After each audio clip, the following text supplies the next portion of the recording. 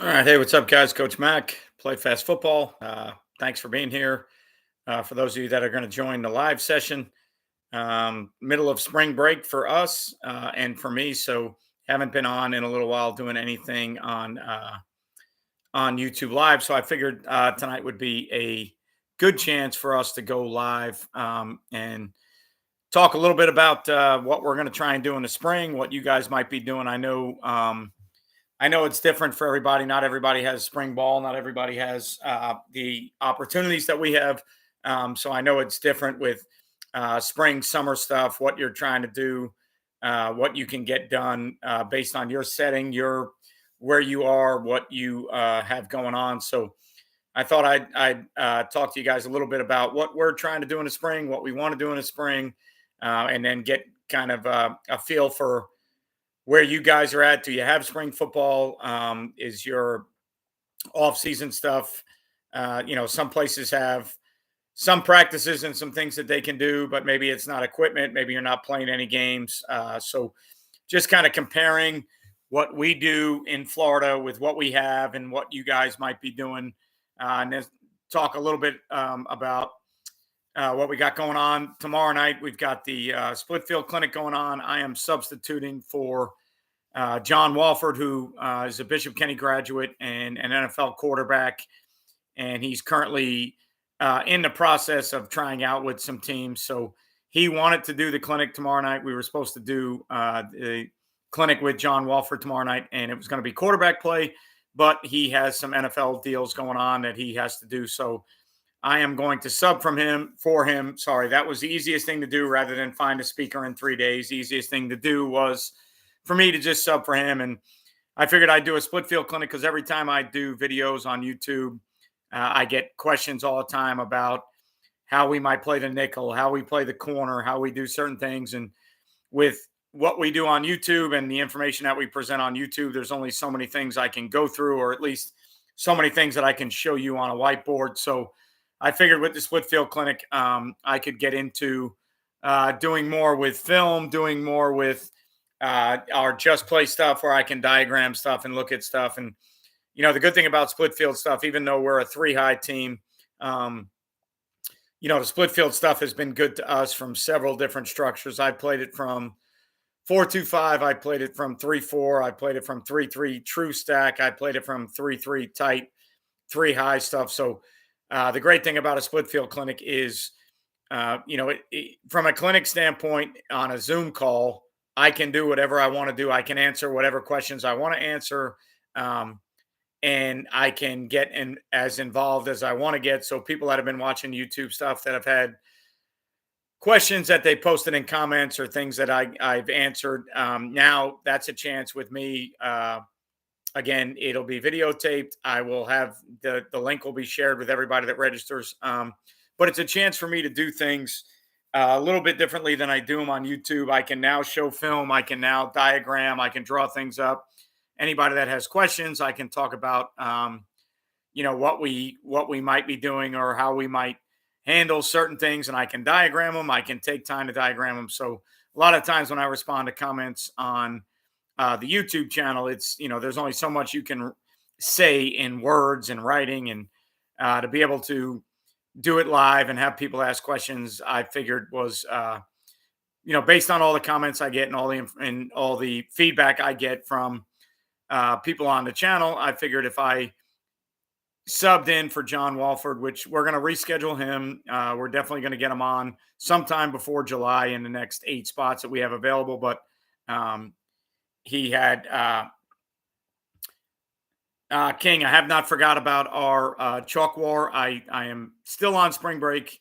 I have weightlifting states this weekend, but have not forgot about that. We are going to hook it up. I promise we're gonna get that done. So he has actually a tryout with the one of the. I'm sorry, I'm not going to mention the team, but he has a tryout with somebody in the NFL, and obviously he was a backup with the Rams the last 2 years. The NFL is a business like everything else. He's in business negotiations. So he had a tryout that came up with a team in the NFL. So I can't blame him for taking that. So the easiest thing for me to do was to sub and not try and find somebody to do a clinic in 3 or 4 days. So it'll give everybody a chance, or anybody that wanted split field information, anybody that's asked split field coverages, it'll give you a chance to now sit in on a setting where I am talking about it in a Zoom conference where I control the time, I control the setting, I can answer what I want to answer, I can show film, I can diagram, I can draw, I can do all the things I want to do. So if you're around tomorrow night at 8 p.m., email me sting8740@gmail.com for registration info. And then I've also got some other things that I'm working on with some sponsors right now to where maybe some of the clinics we do in the future, they are going to be sponsored, and the attendees will come for free. For those of you that have sat in on any of them, you know that I've been asking $10 for the clinics, and each clinic that I've done, I did Noah Zone first, I did Sean McIntyre, the head coach at Creekside High School, second. I'll do the third one. Scott Lawyer from Atavis Tackling is going to be on April 27th.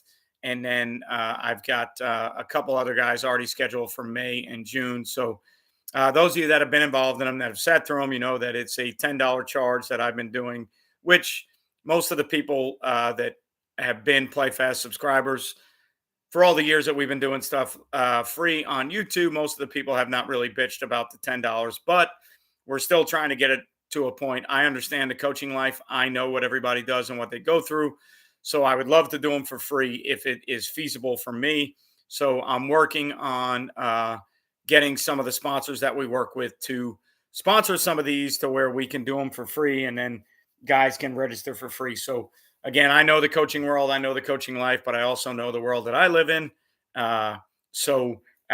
You know, for all the things we've done for the last 10 years, I'm just very thankful and appreciative that there are some people that don't bitch. Thank you, King. I appreciate it. Some people that don't bitch about the $10. At the end of the day, I have a life, a family, bills like everybody else, things I got to do. So, you know, the YouTube stuff I do during the day, I do it during my work day, I do it on planning periods. That does not take me any extra time. That's not any extra man hours. So that is the part that I will always do. The extra parts that take time to organize, set up, you know, that those are the ones that I have to try and at least make it worth my while. And I've talked to everybody that's watched the stuff that we do, and anybody that sat through the last couple clinics knows that I am not in love with the clinic scene right now. I want to do better. I want to try and do better. I want to come up with a better system, better speakers, better information, better structure. So that is a goal of mine, an off-season deal of mine, something that I'm working on and trying to continue doing. So for tonight, though, for everybody that's here, thank you for coming. I just wanted to kind of talk to you a little bit about, we have spring football in Florida. Anybody that's in Florida understands that. Appreciate it, Rock. Anybody that's in Florida understands our schedule. They know what we do. We have 19 practices in the spring. We get to play a game against another team. So for me as a defense coordinator, now that I'm no longer a head coach, I'm just a defense coordinator. I have things that I want to get done in the spring. And for me, that's going to be building on our tight front, three high structure that we play currently, our three high split field deal that we play, and our tight front deal that we play. It was very good to us last year. It was, you know, good enough for me to sink my teeth into the fact that that is our base defense. That is who we are. That's where we're going to hang our hat. Wasn't really sure if that's who we could be or who we should be. But after a full year at the school that I'm at, after the results that we got, I am now 100% sure that that's who we are. That's our base defense. That's our base structure. We are a 3-3 personnel team, playing it from tight front. So we look more like a 3-2 box more often than not.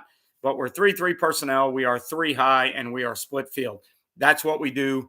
That's who we are. That's our base structure. So for me in the spring, what I'm now working on is the complements to that. So obviously we're going to be tight three high in the spring. That's the first thing we're going to do. That's the first install. Most of our players return. Our young kids return. We will have some new kids coming out in the spring that we try to figure out where they fit in, try and make football fun enough for them if they've been around in the offseason lifting weights and running. hopefully we can make spring practice in the game fun enough for them to stay around. But the deal for me as a defensive coordinator now is how do I build on our base defense? So we found our base defense, we found our structure, we found our personnel grouping. We found the front that we base out of, we found the coverage structure that we base out of. So to me now, moving forward in a setting like the spring, which again, 19 practices, we'll have some scrimmages against ourselves, and then a jamboree type game that we play with two other schools that are there. So on-field experience, videotaped, everything that we would do normally in a game setting. We approach it toward the end of the spring after our first 2.5 weeks. We approach the last 8 or 9 days as if they were a game for us, just like we do in our regular preparation. So all the things that you would do to get ready for a game, talking to my assistants about what I want game night, trying to build on our structure game night, what we want from the booth, what we want to be charted, what we're doing with the film. We're kind of blessed in Florida that we have spring football. And it's an opportunity that we don't want to waste. And being a head coach for 23 years, I understand how important it is. I understand that everybody doesn't get this chance. So, we want to approach it now with myself giving information to, my head coach who's, been doing this for a while now.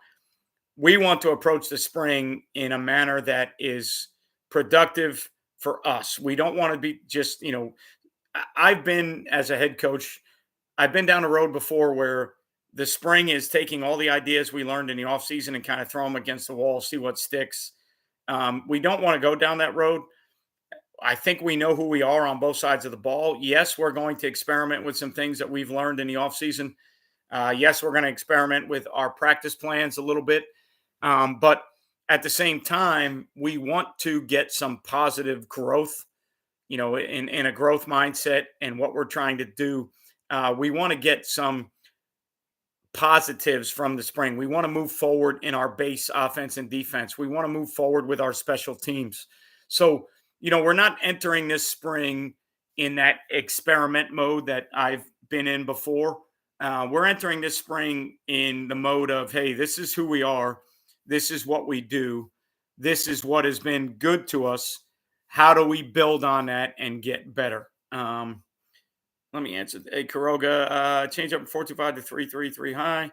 It's tough on the DN, but I really like that we don't need declare strength to set the front anymore. So we have, the way we do it, Kuroga, and you've probably watched this before, the tight front stuff, we don't need to set the front. We don't need to. The only thing we kind of set is where the nickel goes, obviously passing strength wise. But, as far as the box and setting the front, we don't really worry about that. So tempo deals are a little bit easier for us now. How we handle tempo teams is a little bit easier for us now. How you doing, Coach Gardner? That has made our base package, at least, that has made it a lot easier, not worrying about where we're setting the three technique, not worrying about where we're setting. We do, when we figure our personnel out, we do have 4 eyes that we like on certain sides. So in the perfect world, even though they're both 4 eyes, and I know there's really no strength per se, in the perfect world, we do have a 4 eye that we want to set with the passing strength and a 4 eye that we like to set away. And then some of our blitzes and our movements and our pressures and deals like that are kind of based on who those kids are. And then in the spring, when we're looking at body types and we're looking at our young kids that are coming up, I am certainly, you would probably think that maybe both 4 eyes could be the same type guy, the way you play a 4 eye. But for me, with how we want to do things and some of the movements and the blitzes that are involved, we currently we're trying to find a passing strength 4 eye and away from passing strength 4 eye. And then we're trying to build what we do in our defense around those people. So yeah, we don't set the front, but we're still kind of looking for personnel. So that has helped us. Oh, that's awesome. Kuroga 2-0 is a great start. It builds confidence in the coaches and the players. And, it'll be a good test playing the best team in the state, but hopefully, the structure is sound, and you guys will have adjustments that you can make going in, and this will be a good test. If you're 2-0 and you're going to play a good football team, that's a good test for you. So glad everything is working out, and again, certainly worked out for us last year. So that's the world we're going to live in. So one of the anybody that's watched any of the things we do, or how we do things, you understand that our Mike linebacker is he's not involved in any of our base coverages. He's a spy or an add-on guy.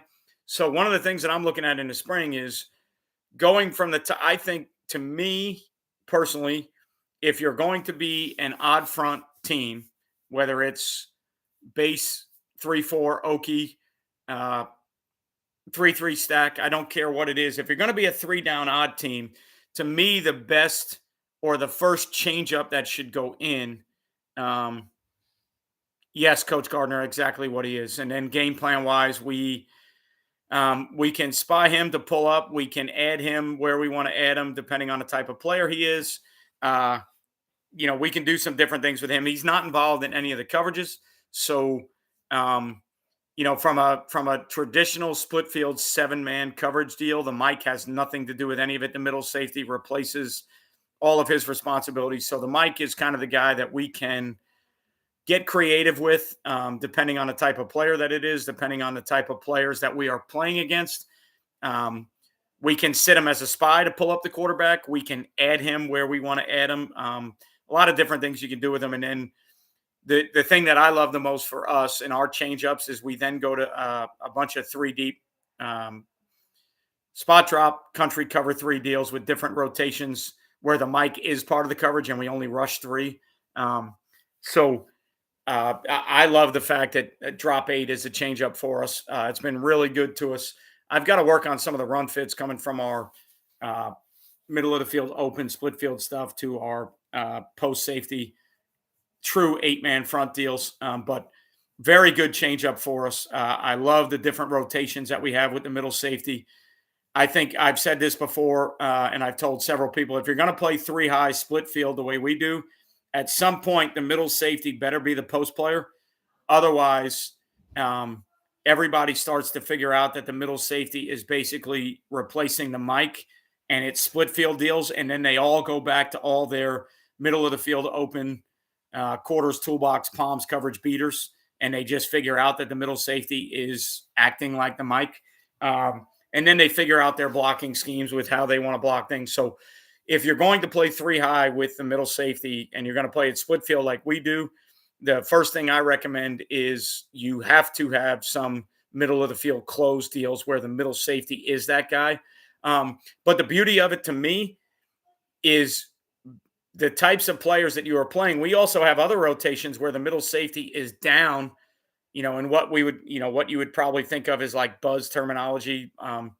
We have some things where the middle safety rotates down and one of the high safeties rotates to the middle. So, when we close the middle, it's not always the middle safety closing the middle. But again, if you're a 3 high team and you play split field, middle of the field open deals like we do, you have to play some deals where the middle of the safety defends the middle of the field. The middle safety defends the middle of the field, because that threat or that picture of that kid being in the middle, the way that it looks, when you put it on film, yes, he's probably lower than your traditional post safety.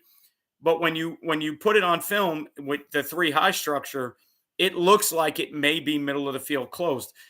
You would have to study it, go through film, watch all the things that I talk about, which, I know several people probably do, but you would have to really invest yourself into what we do. And how we do things to understand that it's a true split field coverage theory, and you need to attack it that way. So for us, closing the middle with the middle safety is just a huge part of what we do. So our drop 8 stuff has been very good to us. When you rotate, we play some 3 trap stuff, Coach Gardner. We play it to trips.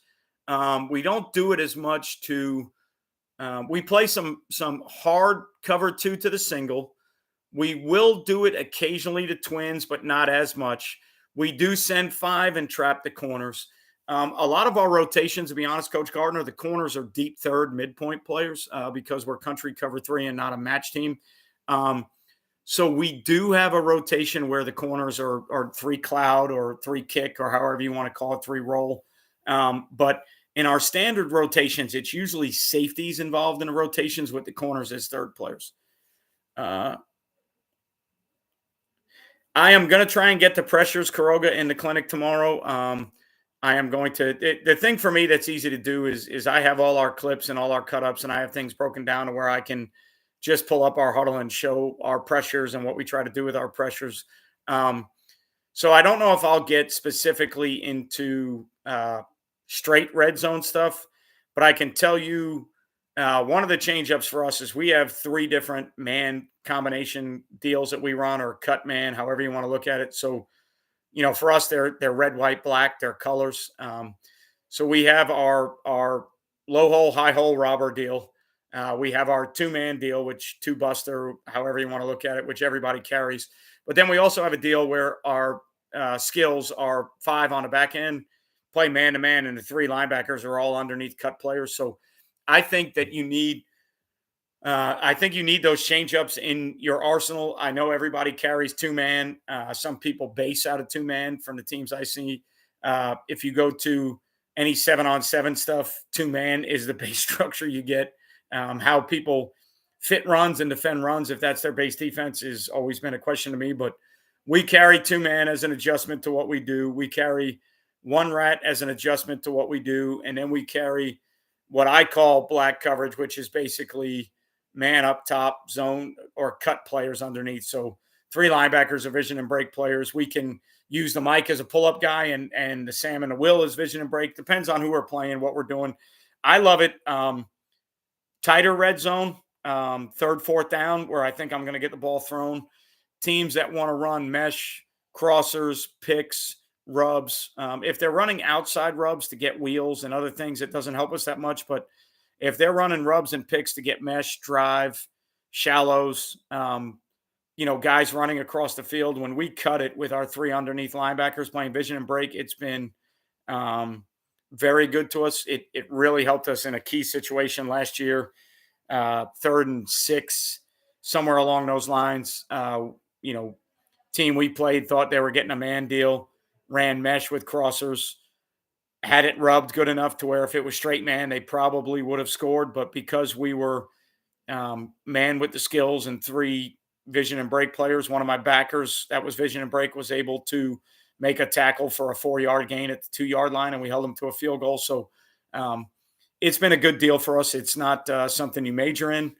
Again, it's a drop 8 coverage. It's not something that generates pressure on the quarterback. When we do it, we normally bump the 4 eyes out to 5 so that we can contain and not worry, because the Mike is – now we've done it 2 different ways. We've done it with all 3 guys, vision and break, but then we've also done it with the Mike still playing quarterback spy, pull up, and 2 underneath cut players. And the reason I like that is because when we go to our overfront 4 down stuff, for me, the Mike is my 4th down. So I can carry that same coverage, and the Sam and the Will are doing what they always do. And now the Mike is just part of the 4 down structure. So 2 different ways we cover that, but that's part of what we do also. So I might get a chance to talk about that tomorrow in the split field adjustments. That's one of the answers that we use in certain situations, but specifically Kuroga red zone, I don't know if I will get straight into that or into it at all tomorrow. If I have enough time and you're there and anybody wants to ask questions, I can talk about it for sure. A little bit about your nose, body type, do you lag or sentiment? All right, great question, Rock. Last year we played a bigger kid that we lagged. We did not move. We moved him on pressures, obviously, and we moved him on some 4-man movements. Base defense, tight front, 3 down. We lagged him, tried to play him behind the nose of the center, but we changed – behind the head of the center. We changed the technique a little bit. So what I tried to do with the nose is I tried to play through the face and out the ass of the center. In other words, we tried to get off the ball and be really physical with the nose. And we thought that based on that theory, rather than reading blocks and playing behind the hat, we thought that if we got off the ball with a bigger kid and played physical, any zone schemes, he'd probably be behind the reach. If the center worked front side and tried to reach him, he'd be behind it. if we got back blocks on gap schemes and he was aggressive off the ball, we figured we'd be behind it. Or however you want to look at gap schemes. If the center had the block back on a 4-eye, then that's technically the front side gap scheme, A gap side. But we felt like it was better for us in gap schemes if he was an off the ball penetrator. I felt like it gave him less. For the noses we had, we felt like if we give them less to think about and we don't let them read anything and we kind of just get them off the ball and then they end up kind of lagging in theory, just because of the way offensive schemes work, we thought that was a better deal. This year, coming back with our personnel, the nose currently that we like the most, JV kid, great player, but probably 175 pounds with a sack of quarters in his pocket. Smaller body type, 5'7", 5'8", very active, great motor. If he's the nose, he's got to move every play. We can't lag him. So that's one of the things that we're going to be looking at the spring. So great question, Rock, with how we do it in our odd structure and how we did it in the past. And, the great thing with the odd structure in general, I think you can do it both ways. For us, the tight front, our Mike and our Will are kind of, depending on flow and what we're doing, they're fixing the A gap away from the nose anyways. So if we're sending him and the linebackers understand where he's going based on game plan, well, then they now understand the backside A gap or front side A gap that's going to be open based off of where we send the nose. So I'm good with that. They had to fix it last year the way we did it, based on where the nose was. They had to try and fix it. So if it was run away and the nose lag, the backside backer became the A gap player and the front side backer became the C gap player. I'm sorry, if it was run away, the backside backer is A gap, front side backer is front side A gap. But it also helped us with like some gap schemes, understanding where those gaps were going to be based on where the pullers were, because we saw in our tight front, a lot of the teams we played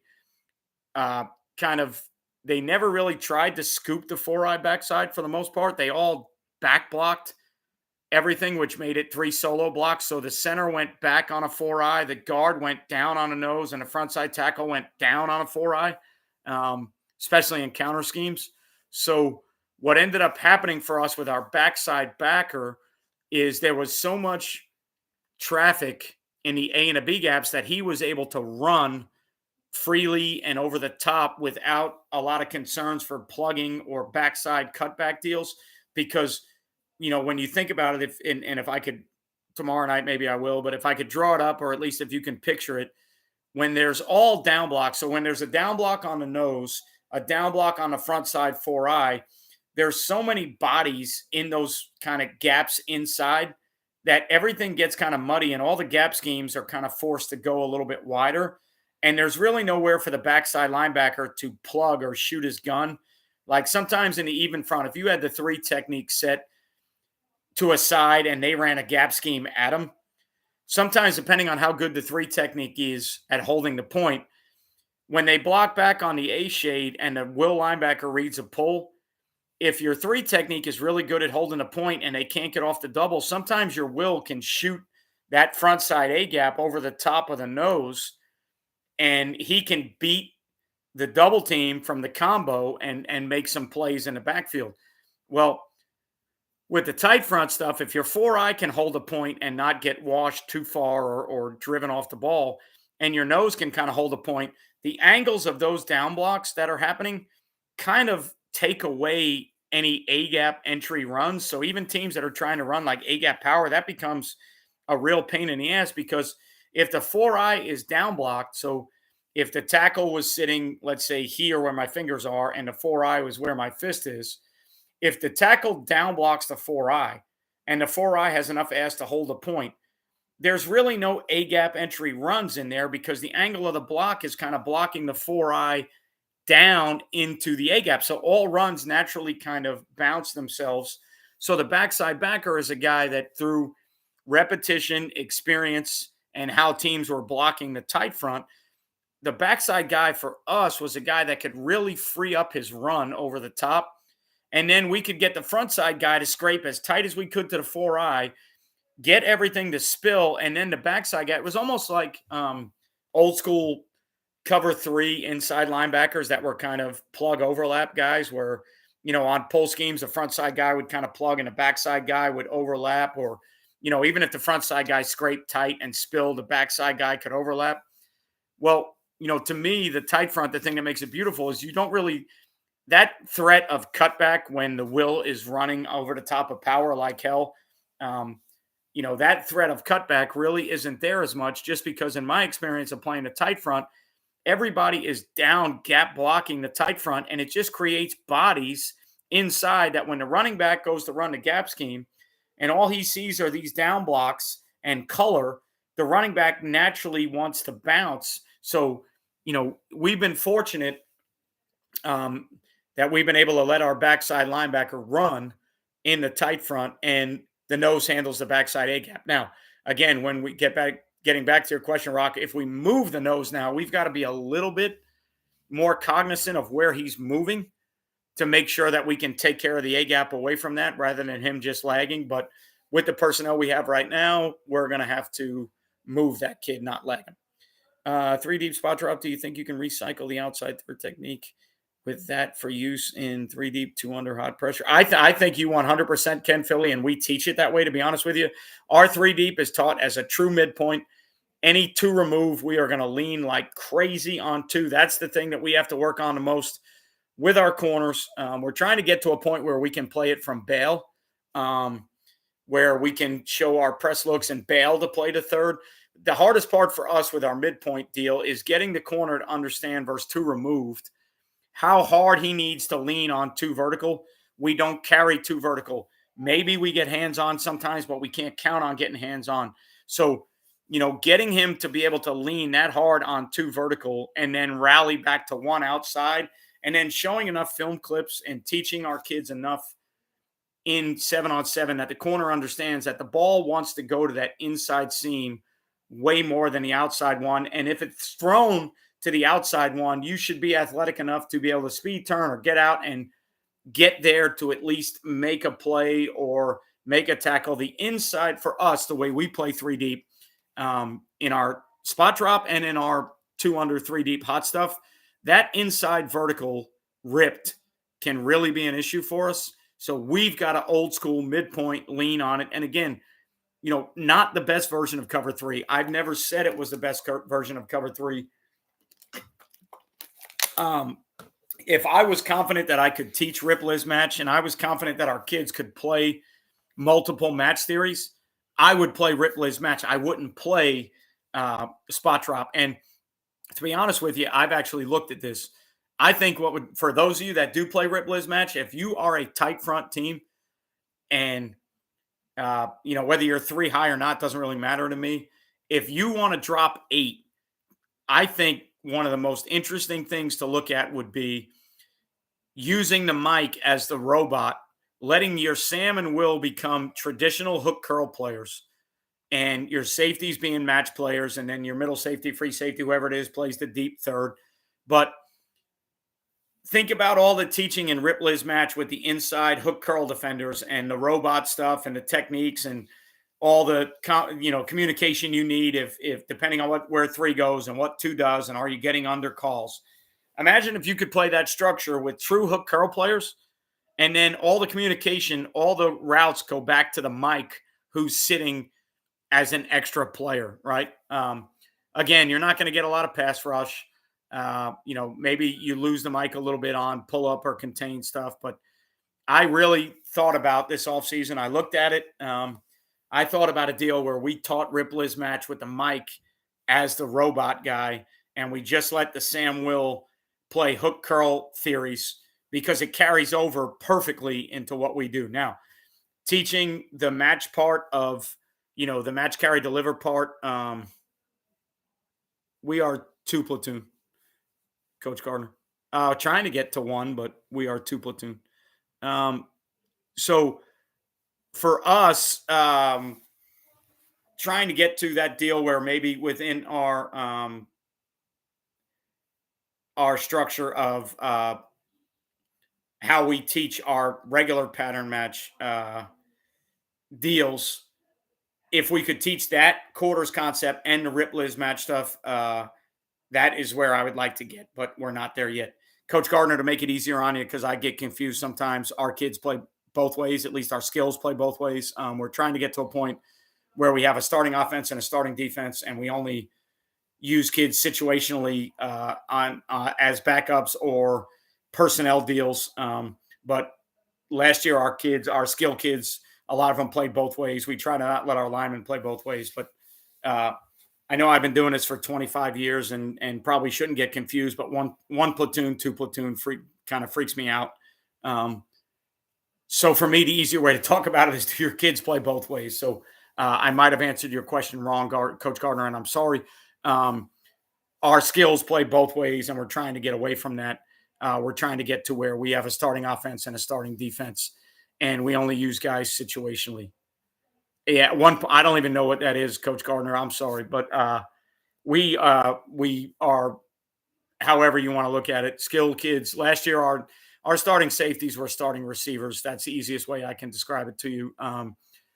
Our Mike, Will, our Sam was a starting tight end. Our Mike and our Will were not starters. Our corners were not starting receivers, but our safeties were. Our middle safety was a rotational offensive player. So this year in the spring, and again, since we're talking spring ball, one of the things that we're looking at is starting offense, starting defense, and then my best are rotational offensive guys, and coach's best are my rotational guys.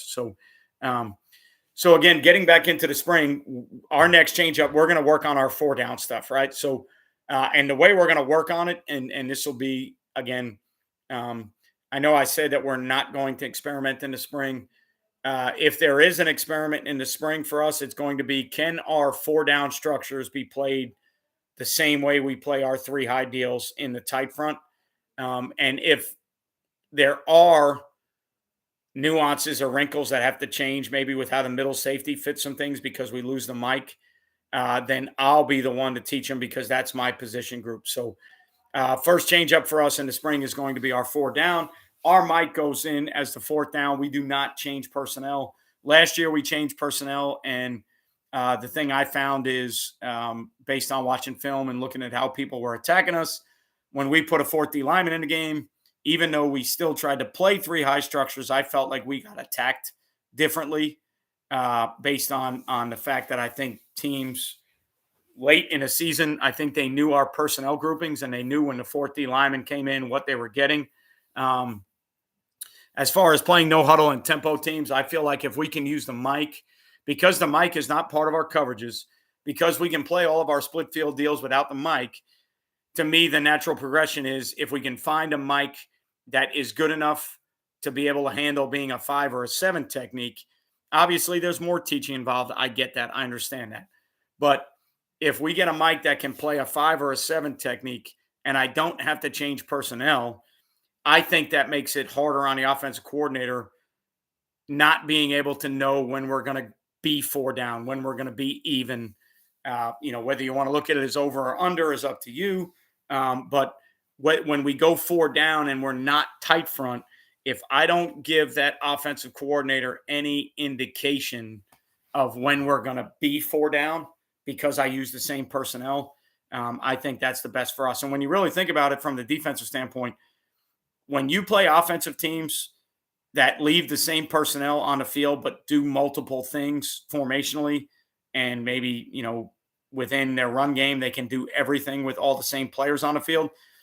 That to me is the biggest bitch about playing defense, because everything that we've kind of learned and everybody we study when we go to listen to the gurus speak, it's all matching personnel, right? You look at, since I have my Alabama shirt on, repping Roll Tide tonight. When you look at them play and Nick Saban and the guys that we consider the best in the business, right?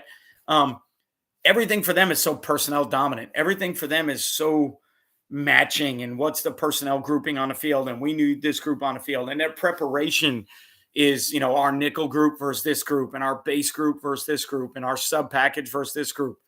And, in our world, I don't think we have the luxury of having that many rotational players on defense personally.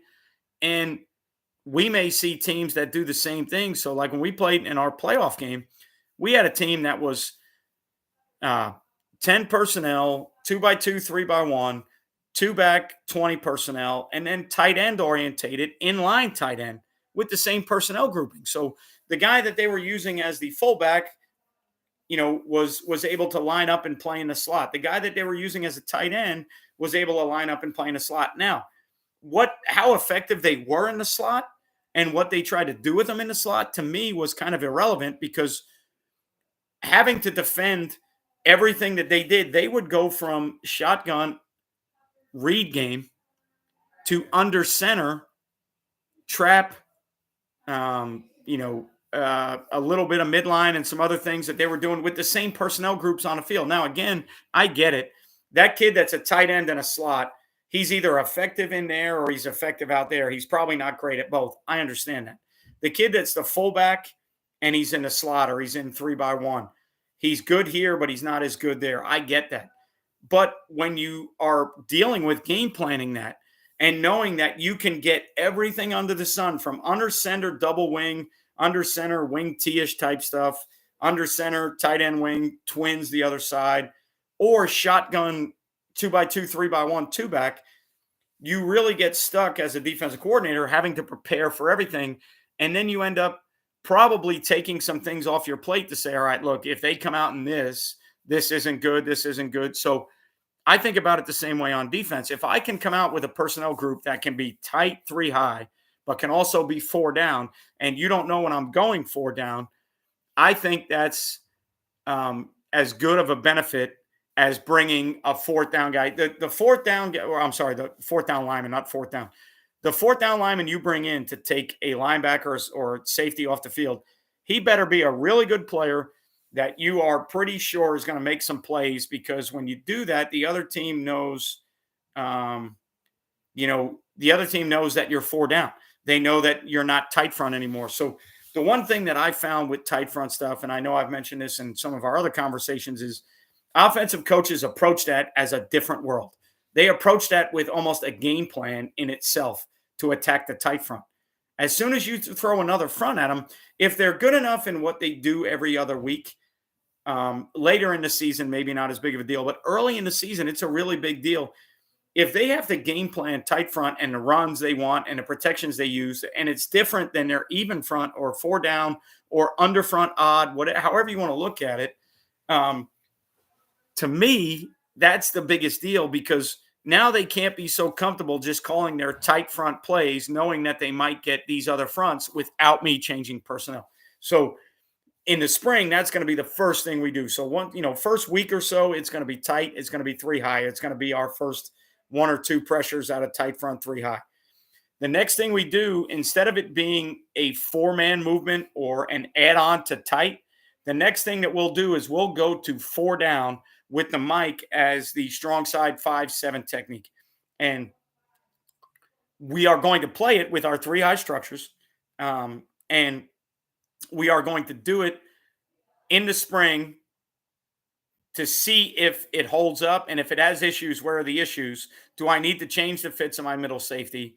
Do I need to play them slower on certain runs? Because actually technically if the Mike goes to the 5 or the 7, if runs go towards the will, we kind of lose that backside A-gap player. Or if we lag the nose in our tight front stuff and the nose was back there, the other backer would fit the other A-gap, right? So we're losing, if we play normal over front deals with an open A-gap, we're losing that Mike. Front side runs, I don't think are that big of a deal, because you're going to try and spill them and get them to the alley, and the middle safety will be there the way he always is anyways.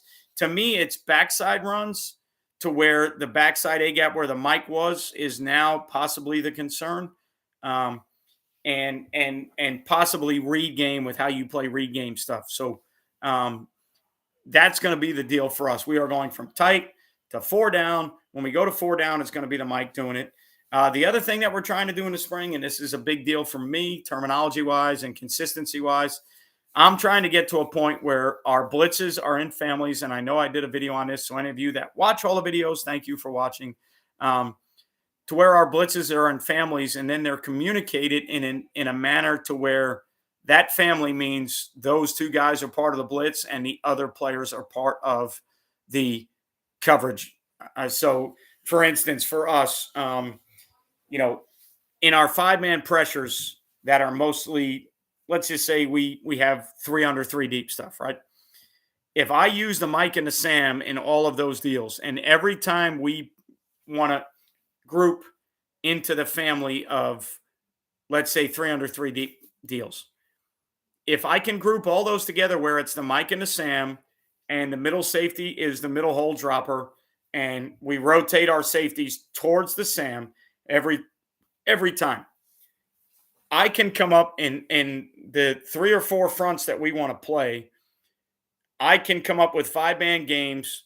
If my Mike becomes the 4th rusher, now the Sam can be the single add-on when we go 4 down. So if I carry the same family of pressures, if you're following me, and I'm in tight front, 3 high, and it's the Mike and the Sam going.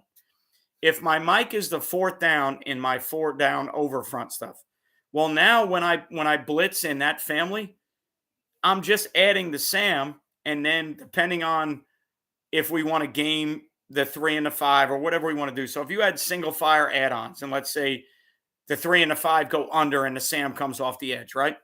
Well, it's still the Mike and the Sam the same way it is in tight.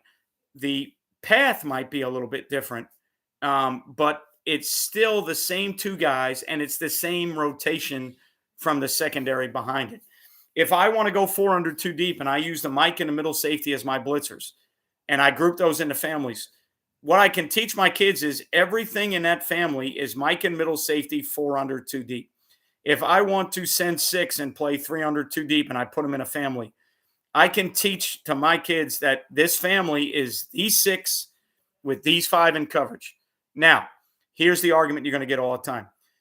In the pressure world, people want to get more exotic. They want to be able to bring, well, coach, I want to send 5 and I don't want it to be the Mike and the Sam. Okay, well, build another family would be the way I would tell you to do it. So I'm going to have a family that's built around the Mike and the Will being our blitzers. Well, coach, I want to send a safety. Well, again, everything we do is built on the multiplicity through simplicity. So I'm like everybody else. I would love to draw blitzes up that are the Will and an opposite safety, the Mike and an opposite safety, both safeties off the edge. We want to do things like that too, and we have. We certainly have. But again, as I get older, and now maybe since I'm just a D coordinator, the way I look at things from our teaching standpoint, and I look at things from our repetition standpoint, and instead of trying to be the guy that out coaches the other coordinator all the time. So we all want to be that guy that calls things from the sideline, and we feel like that was the call. That was the one that got us a turnover. That was the one that got us a stop, right? And even when I talk to guys on offense about the way I like to play offense in the tempo world, offensive guys always want to call a play. They always want to be in the right play, right? And they always want to have the answers. So it's the same thing for defensive guys. They always want to have an answer. They want to have another thing they can do. So mixing the pressures up and saying, well, I don't want to just send a Mike and a Sam. I want to be able to send a Mike and another guy. And, I want to make that call that I can look at and say, that was a difference maker in the game, right? It's human nature as a play caller. It's who we are. Well, I want to get to a world where within our families, I have enough flexibility with who I'm sending and our different fronts that I'm sending them from that I don't think I need to build in a bunch of other exotic blitzes just to kind of beat the offensive coordinator, if that makes sense. So again, as I get older, I start to realize it's more about the result on the field and however you get to that result than it is about you making the best call, the perfect call. So that's just another thing that we are looking at going into the spring. Let me get back to some of these. Yes, 11 and 20. If you know anything I do, King, which you do, that's the world I live in. It is the Swiss Army knife of everything. I love it. here in Brazil, I don't see much personnel grouping, maybe at the high end teams, but the majority teams just sub players and play any structure from there. Yeah, I mean, if they're subbing guys and you can base the structure off the subs, it's a little bit easier. If they're subbing guys and doing the same things, it's tougher. If they're doing the same things without subbing, that's the toughest to me. Um, it's a shame how it ended, but Hernandez is a prototype for that. Yes, I agree with you. It's a shame how it ended, but I agree that he was the prototype. And then everybody after that followed is that guy pretty much, right? That's where it's gone in the NFL. 3-4 tight front versus 3-by-1. We want to stay too high. So what is the alignment? It's not to me. I don't know if DP. I don't know if it's so much the inside backers. Do you play 3 high? Do you play 3 safeties? Even if you don't play 3 high, is your Sam a guy that's flexible enough in 3-by-1? To me, when guys talk 3-by-1, the very first thing you need to look at is who's your Sam and what can he do? Because if your Sam is not a player, if you're not a 3 safety team and your Sam is a backer that doesn't carry verticals, if your Sam can't run or be expected to carry 2 vertical, then you've already kind of dictated the 3-by-1 checks that you can use, right? So for us, everybody knows that's watched us. I call it mix. Some people call it mini. Some people call it stubby. Our first 3-by-1 deal from a 3 safety structure is man on number 1 and then palms on 2 and 3. Well, if you're going to play palms on 2 and 3, you have to have somebody that can carry 2 vertical, which is the beater. Running that guy, running post dig, getting the other safety out of the way, taking advantage of the fact that it's the same thing when you're in regular palms, right? Number 1's going to run a post with number 2 running a dig, or they're going to run double post because of your leverage, right? Same beaters, same concept. So if your Sam or whoever your personnel is can't be that guy, well, then you already know how you're going to handle 3-by-1 because you don't really have a lot of other choices. So to me, it's not as much what the inside backers do. For us, like our base 3-by-1 deal, our inside backers are both still in the box. It's a 3-2 box. They're fitting runs the same as they always would. Our Sam is now the 2 read player, and my high safety and my middle safety are the guys that are playing the high part of 2 read with the Sam as the under part. And then we still have the ability to bracket the backside 3-on-2, however you want to look at it. So if you're asking me about backers, in our base deal from the 3-2 tight front, nothing changes for us in 3-by-1. It's the same way we do everything. But if you didn't play 3 safeties or 3 high, and again, you don't have to be 3 high, but if you're 3 safeties, so if you're playing the 3-4 as a structure that has Sam linebackers, you already know how you're going to handle 3-by-1 stuff because you can't ask your Sam to do some of those things, if that helps. All right. Yeah, I like the numbering system, Coach Gardner. You can get as exotic as you want. And, any given week when you feel like you've got something game plan wise that works, you can just number it up and say, hey, that's 13. This week we want to run 41, 14, or however you do it. I really like that system. I've never used it, but I've talked to people that have and seen people that do it, and I think it's very, very good. Have you run what some people call stress or stump, not solo, where cornerback midpoints 1 and 2? Yes, we ran stump last year, Philly, and here's the reason why. I did not want to play any coverages that left the single one-on-one, so I didn't want to. One of our traditional answers in the 4-2-5 was always roll, which Coach Gardner talked about earlier. I think 3 cloud to the trips. That was always one of our traditional deals, but because you're clouded to the trips, the rotation of the safeties makes you play man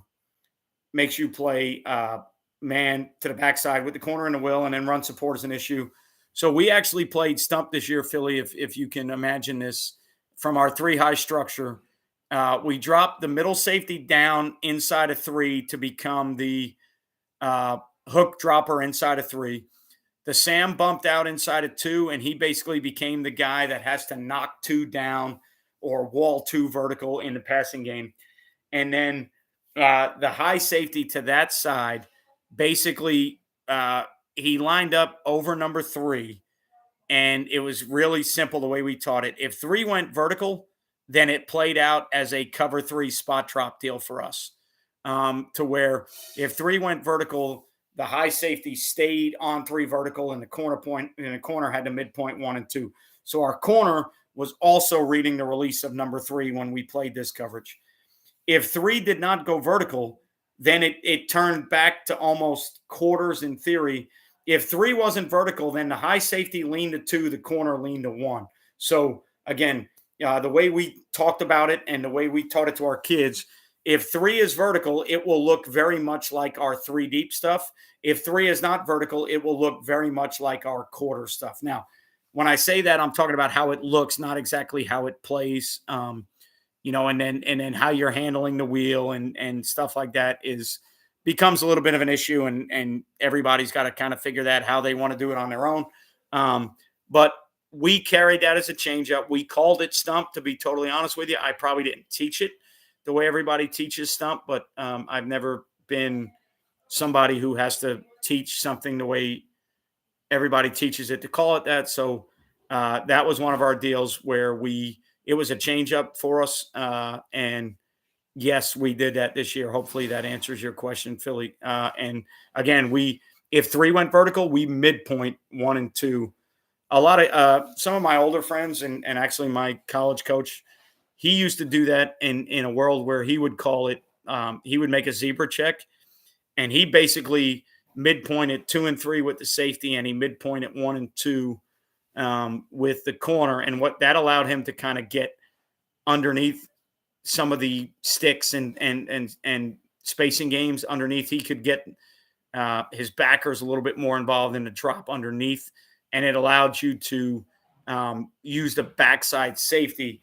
Basically, it's a bastardized version of trying to keep the backside safety to the single while playing a version of it to the field where the SAM doesn't carry that vertical. So it's a deal you can use in your 4-3 personnel, 4-2, 4-3 or 3-4 personnel with the true SAM.